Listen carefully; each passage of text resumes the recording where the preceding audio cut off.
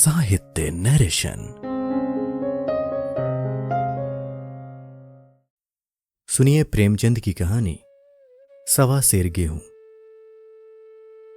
किसी गांव में शंकर नाम का एक कुर्मी किसान रहता था।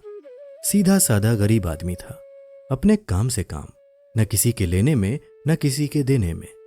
छक्का पंजा न जानता था। छल प्रपंच की उसे छूत भी न लगी थी। ठगे जाने की चिंता न थी। ठग विद्या न जानता था। भोजन मिला खा लिया, न मिला चबेने पर काट दी। चबेना भी न मिला तो पानी पी लिया और राम का नाम लेकर सो रहा। किंतु जब कोई अतिथि द्वार पर आ जाता था तो उसे इस निवृत्ति मार्ग का त्याग करना पड़ता था। विशेषकर जब साधु महात्मा पदार्पण करते थे तो उसे अनिवार्यतः सांसारिकता की शरण लेनी पड़ती थी। खुद भूखा सो सकता था, पर साधु को कैसे भूखा सुलाता? भगवान के भक्त जो ठहरे। एक दिन संध्या समय एक महात्मा ने आकर उसके द्वार पर डेरा जमाया। तेजस्वी मूर्ति थी। पीतांबर गले में, जटा सिर पर, पीतल का कमंडल हाथ में, खड़ाऊं पैर में, ऐनक आंखों पर। संपूर्ण वेश उन महात्माओं का सा था जो रईसों के प्रासादों में तपस्या, हवा गाड़ियों पर देवस्थानों की परिक्रमा और योग सिद्धि प्राप्त करने के लिए रुचिकर भोजन करते हैं। घर में जौ का आटा था, वो उन्हें कैसे खिलाता? प्राचीन काल में जौ का चाहे जो कुछ महत्व रहा हो, पर वर्तमान युग में जौ का भोजन सिद्ध पुरुषों के लिए दुष्पाच्य होता है। बड़ी चिंता हुई, महात्मा जी को क्या खिलाऊं? आखिर निश्चय किया कि कहीं से गेहूं का आटा उधार लाऊं, पर गांव भर में गेहूं का आटा न मिला। गांव में सब मनुष्य ही मनुष्य थे, देवता एक भी न था। अतएव देवताओं का खाद्य पदार्थ कैसे मिलता? सौभाग्य से गांव के विप्र महाराज के यहां से थोड़ा सा मिल गए। उनसे सवा सेर गेहूं उधार लिया और स्त्री से कहा कि पीस दे।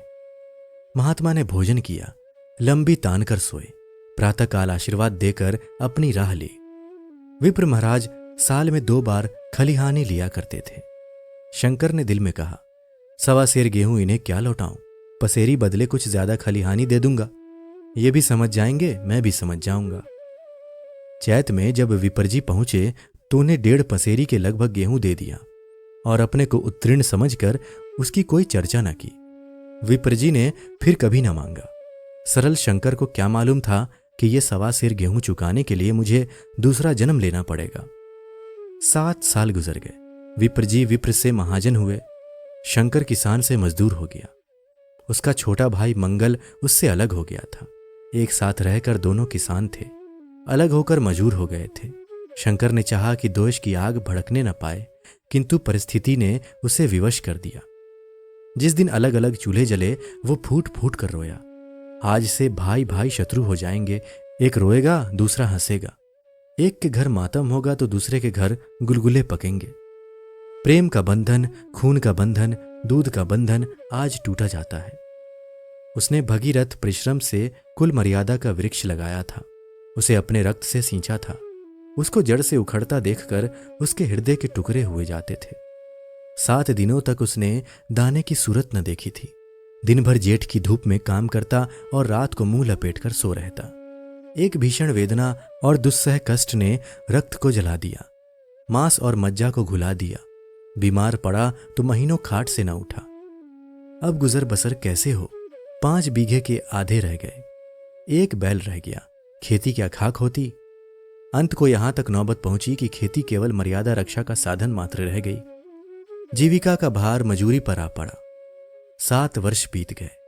एक दिन शंकर मजूरी करके लौटा तो राह में विपरजी ने टोक कर कहा, शंकर कल आकर के अपने बीज बैंक का हिसाब कर ले। तेरे यहां 5.5 मन गेहूं कब के बाकी पड़े हुए हैं और तू देने का नाम नहीं लेता। हजम करने का मन है क्या? शंकर ने चकित होकर कहा, मैंने तुमसे कब गेहूं लिए थे जो 5.5 मन हो गए? तुम भूलते हो मेरे यहां किसी का छटांग भर भी ना अनाज है, न 1 पैसा उधार। विप्र, इसी नियत का तो ये फल भोग रहे हो कि खाने को नहीं जुड़ता। ये कहकर विप्रजी ने उस सवा सेर गेहूं का जिक्र किया जो आज के 7 वर्ष पहले शंकर को दिए थे। शंकर सुनकर अवाक रह गया। ईश्वर, मैंने कितनी बार खलिहानी दी, इन्होंने मेरा कौन कौन सा काम किया? जब पोथी पत्र देखने, साहित्य सगुन विचारने द्वार पर आते थे, कुछ न कुछ दक्षिणा ले ही जाते थे। इतना स्वार्थ? सवा सेर अनाज को अंडे की भांति सेकर आज ये पिशाच खड़ा कर दिया जो मुझे निगल जाएगा। इतने दिनों में एक बार भी कह देते तो मैं गेहूं तौल कर दे देता। क्या इसी नियत से चुप साध बैठे रहे? बोला, महाराज, नाम लेकर तो मैंने उतना अनाज नहीं दिया, पर कई बार खलिहानों से सेर सेर 2-2 सेर दिया है। अब आप आज 5.5 मन मांगते हैं, मैं कहां से दूंगा? विप्र, लेखा जौ जौ बख्शीश 100-100। तुमने जो कुछ दिया होगा उसका कोई हिसाब नहीं, चाहे 1 की जगह 4 पसेरी दे दो। तुम्हारे नाम बही में 5.5 मन लिखा हुआ है, जिससे चाहे हिसाब लगवा लो। दे दो तो तुम्हारा नाम छेंक दूं, नहीं तो और भी बढ़ता रहेगा। शंकर, पांडे क्यों एक गरीब को सताते हो? मेरे खाने का ठिकाना नहीं, इतना गेहूं किसके घर से लाऊंगा?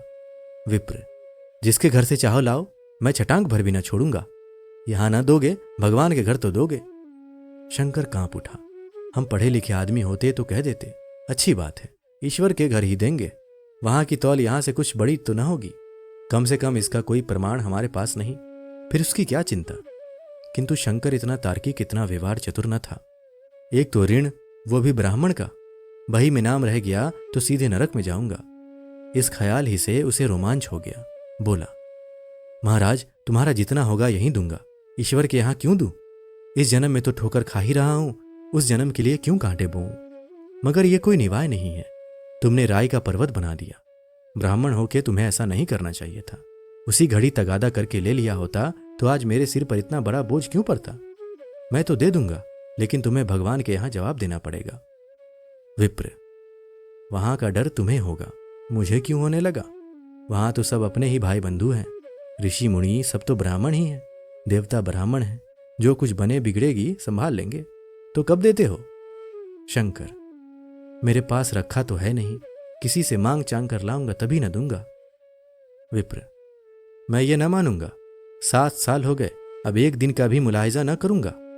गेहूं नहीं दे सकते तो दस्तावेज लिख दो। शंकर, मुझे तो देना है, चाहे गेहूं लो चाहे दस्तावेज लिखाओ, किस हिसाब से दाम रखोगे? विप्र, बाजार भाव 5 सेर का है, तुम्हें 1.25 सेर का काट दूंगा। शंकर, जब दे ही रहा हूं तो बाजार भाव काटूंगा, पाव भर छुड़ा कर क्यों दोषी बनूं? हिसाब लगाया तो गेहूं के दाम 60 रुपए हुए। 60 रुपए का दस्तावेज लिखा गया। 3 रुपए सैकड़े सूद, साल भर में न देने पर सूद की दर 2.5 रुपए सैकड़े। 8 आने का स्टाम्प, 4 आने दस्तावेज की तहरीर शंकर को ऊपर से देनी पड़ी। गांव भर ने विप्र जी की निंदा की, लेकिन मुंह पर नहीं। महाजन से सभी का काम पड़ता है, उसके मुंह कौन आए? शंकर ने साल भर तक कठिन तपस्या की। मियाद से पहले रुपए अदा करने का उसने व्रत सा कर लिया। दोपहर को पहले भी चूल्हा न जलता था, चबैने पर बसर होती थी, अब वो भी बंद हुआ। केवल लड़के के लिए रात को रोटियां रख दी जाती, पैसे रोज का तंबाकू पी जाता था। यही एक व्यसन था जिसका वो कभी त्याग न कर सका था। अब वो व्यसन भी इस कठिन व्रत की भेंट हो गया।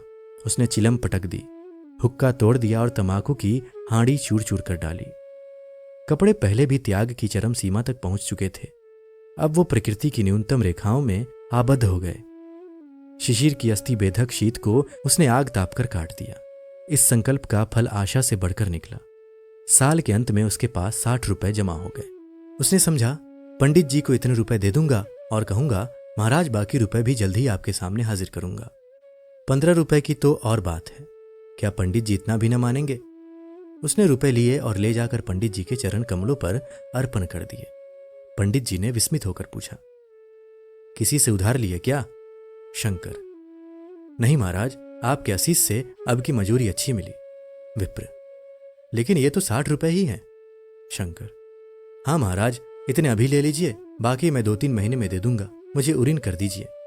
विप्र, उरीन तो जब ही होगे जबकि मेरी कौड़ी कौड़ी चुका दोगे, जाकर मेरे 15 रुपए और लाओ। शंकर, महाराज इतनी दया करो, अब सांझ की रोटियों का भी ठिकाना नहीं है, गांव में हूं तो कभी न कभी दे ही दूंगा। विप्र, मैं ये रोग नहीं पालता, न बहुत बातें करना जानता हूं। अगर मेरे रुपए न मिलेंगे तो आज से 3 रुपए सैकड़े का ब्याज लगेगा। अपने रुपए चाहे अपने घर में रखो, चाहे मेरे यहां छोड़ जाओ। शंकर, अच्छा जितना लाया हूं उतना रख लीजिए, मैं जाता हूं, कहीं से 15 रुपए और लाने की फिक्र करता हूं। शंकर ने सारा गांव छान मारा, मगर किसी ने रुपए न दिए। इसलिए नहीं कि उसका विश्वास न था, या किसी के पास रुपए न थे, बल्कि इसलिए कि पंडित जी के शिकार को छेड़ने की किसी की हिम्मत न थी। क्रिया के पश्चात प्रक्रिया नैसर्गिक नियम है। शंकर साल भर तक तपस्या करने पर भी जब ऋण से मुक्त होने में सफल न हो सका तो उसका संयम निराशा के रूप में परिणत हो गया। उसने समझ लिया कि जब इतना कष्ट सहने पर भी साल भर में 60 रुपए से अधिक न जमा कर सका तो अब और कौन सा उपाय है जिसके द्वारा इसके दूने रुपए जमा हो। जब सिर पर ऋण का बोझ ही लादना है तो क्या मन भर का और क्या सवा मन का। उसका उत्साह छीन हो गया, मेहनत से घृणा हो गई। आशा उत्साह की जननी है। आशा में तेज है, बल है, जीवन है।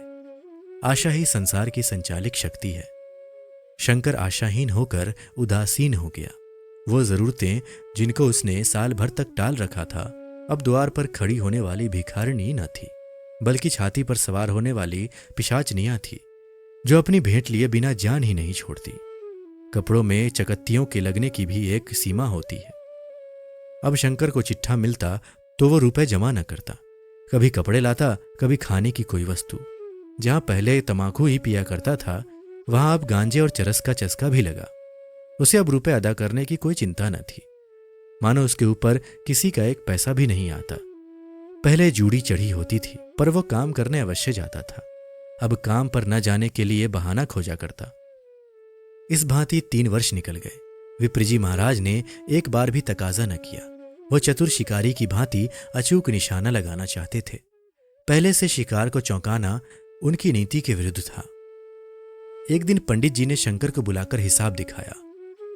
60 रुपए जो जमा थे वो मिन्हा करने पर अब भी शंकर के जिम्मे 120 रुपए निकले। शंकर, इतने रुपए तो उसी जन्म में दूंगा, इस जन्म में नहीं हो सकते। विप्र, मैं इसी जन्म में लूंगा, मूल न सही सूद तो देना ही पड़ेगा। शंकर, एक बैल है वो ले लीजिए और मेरे पास रखा क्या है। विप्र, मुझे बैल बधिया लेकर क्या करना है, मुझे देने को तुम्हारे पास बहुत कुछ है। शंकर, और क्या है महाराज। विप्र, कुछ है, तुम तो हो, आखिर तुम भी कहीं मजूरी करने जाते ही हो। मुझे भी खेती के लिए मजूर रखना ही पड़ता है। सूद में तुम हमारे यहां काम किया करो, जब सुविधा हो मूल को दे देना।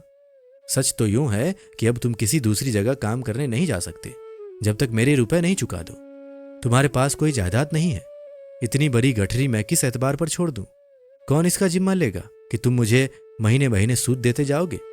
और कहीं कमा कर जब तुम मुझे सूद भी नहीं दे सकते तो मूल ही कौन कहे। शंकर, महाराज, सूद में तो काम करूंगा और खाऊंगा क्या। विप्र, तुम्हारी घरवाली है, लड़के हैं, क्या वे हाथ पांव कटा के बैठेंगे। रहा मैं, तुम्हें आधा सेर जौ रोज कलेवा के लिए दे दिया करूंगा। ओढ़ने को साल में एक कंबल पा जाओगे, एक मिर्जाई भी बनवा दिया करूंगा, और क्या चाहिए। यह सच है कि और लोग तुम्हें 6 आने देते हैं, लेकिन मुझे ऐसी गरज नहीं है। मैं तो तुम्हें रुपए भरने के लिए रखता हूं। शंकर ने कुछ देर तक गहरी चिंता में पड़े रहने के बाद कहा, महाराज, ये तो जन्म भर की गुलामी हुई। विप्र, गुलामी समझो चाहे मजूरी समझो, मैं अपने रुपए भराए बिना तुमको कभी न छोड़ूंगा। तुम भागोगे तो तुम्हारा लड़का भरेगा। हां, जब कोई न रहेगा तब की बात दूसरी है। इस निर्णय की कहीं अपील न थी। मजूरी की जमानत कौन करता। कहीं शरण न थी, भागकर कहां जाता।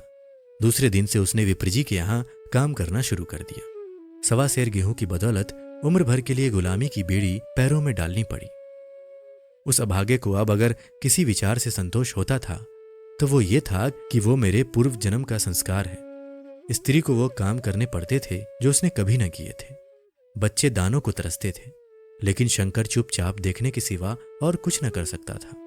वो गेहूं के दाने किसी देवता के शाप की भांति या वह जीवन उसके सिर से न उतरे। शंकर ने विप्रजी के यहां 20 वर्ष तक गुलामी करने के बाद इस दुस्सार संसार से प्रस्थान किया। 120 रुपए अभी तक उसके सिर पर सवार थे। पंडित जी ने उस गरीब को ईश्वर के दरबार में कष्ट देना उचित न समझा। इतने अन्यायी, इतने निर्दयी न थे। उसके जवान बेटे की गर्दन पकड़ी। आज तक वो विप्रजी के यहां काम करता है। उसका उद्धार कब होगा, होगा भी या नहीं, ईश्वर ही जाने। श्रोताओं, इस वृत्तांत को कपोल कल्पित न समझिए। यह सत्य घटना है। ऐसे शंकरों और ऐसे विप्रों से दुनिया खाली नहीं है। तो दोस्तों, अभी आप सुन रहे थे मुंशी प्रेमचंद की लिखी कहानी सवा सिर गेहूं।